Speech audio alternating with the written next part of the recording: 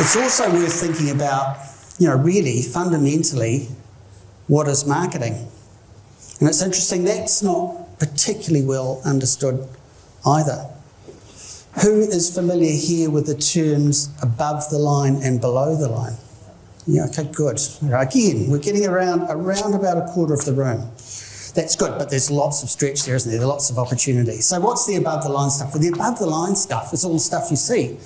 Might be radio, TV, print, that traditional stuff, but today also social media, Facebook, LinkedIn, YouTube, could be any of those things, the things that you come across as you're out in the marketplace.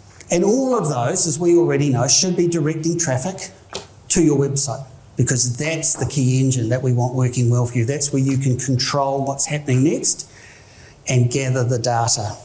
But listen, the above the line stuff is only about 10% of the activity. It's only about 10% of the effort. Some people think that's all it is. That's not the case at all. The real action with marketing happens below the line. That's where 90% of the effort and energy goes in. That's where you're getting your leads, you're feeding them now into a client database, the funnel, right? That's the sales funnel in the middle there. That could be your CRM system. If you don't have one of those, that could be, an Excel spreadsheet where you're keeping your contacts.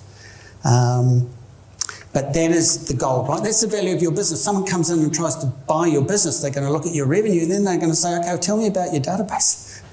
What is that? Because that's really what they're buying.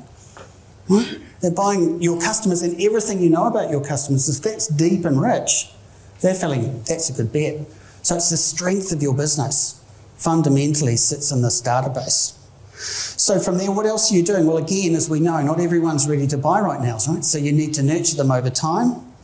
That might be sending out what we call touch emails. So email communications, again, relevant and timely to their needs. Hopefully, getting a face-to-face meeting, that's critical, isn't it? If they've just said, hey, yeah, we're just checking out your pricing, we're looking at a few, and you never hear anything else, well, if you're smart, you've got them in your database, then you keep working them. Email, and then, we're having a great event on Friday, come along, it's a free live event, we'll help you with X, Y, and Z.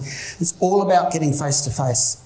How can you get face-to-face with your customers? That's really what's the guts of sales and marketing. That's really where the sales part comes in and your whole pitch comes in. And ultimately, of course, out the bottom, winning your customers.